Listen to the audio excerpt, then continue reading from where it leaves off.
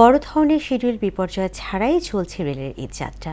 তৃতীয় দিন সকালে কেবল রংপুর এক্সপ্রেস ছাড়া অন্য ট্রেনগুলো নির্ধারিত সময়ে স্টেশন ছেড়েছে।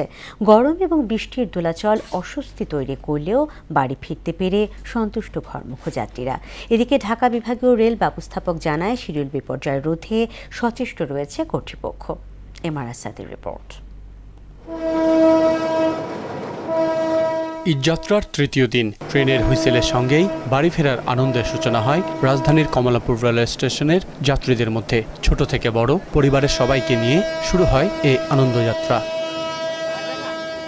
তবে ঈদযাত্রার তৃতীয় দিনে প্ল্যাটফর্মে যাত্রীর চাপ বেড়েছে। আবহাওয়ার কারণেও বেড়েছে অস্বস্তি।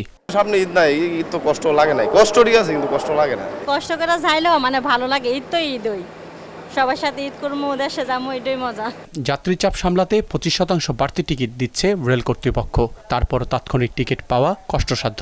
এই ছিল যে মাঝে থাকবো আমি, তো মাঝে এখন বাড়িতে প্রয়োজন, তো বাড়িতে যাইতে হইব, এই হিসাবে দেরি হয়ে গেছে, যার কারণে টিকিট পাই নাই। ইউজার অনেক বেশি থাকে, তো আসলে একটু প্রবলেম হয়, বা অনেক শর্ট টাইমের ভিতরে টিকিটগুলা কভার হয়ে যায়। 39 মিনিট পর্যন্ত ট্রাই করেছি, একটার পর একটা ট্রাই করলাম, বারবার ট্রাই করলাম, সিলেক্ট করলাম, কিন্তু অ্যাভেলেবল না এরকম দেখাচ্ছে। আমার কাছে মনে হচ্ছে যে আসলে এখানে কোনো কারচুপি হয়।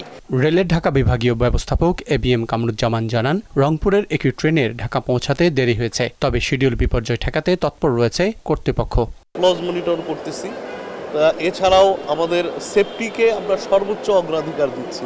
এটা রোলিং স্টক বা রেল লাইন সব কিছুতে আমাদের কাছে সেফটি সবার আগে। নিরাপদে বাড়ি ফিরতে ঘরমুখ মানুষের প্রথম পছন্দ রেলপথ। তাই নির্ধারিত সময়সূচি মেনে ট্রেন ছাড়লে পরিপূর্ণতা পায় যাত্রীদের ঈদ আনন্দ।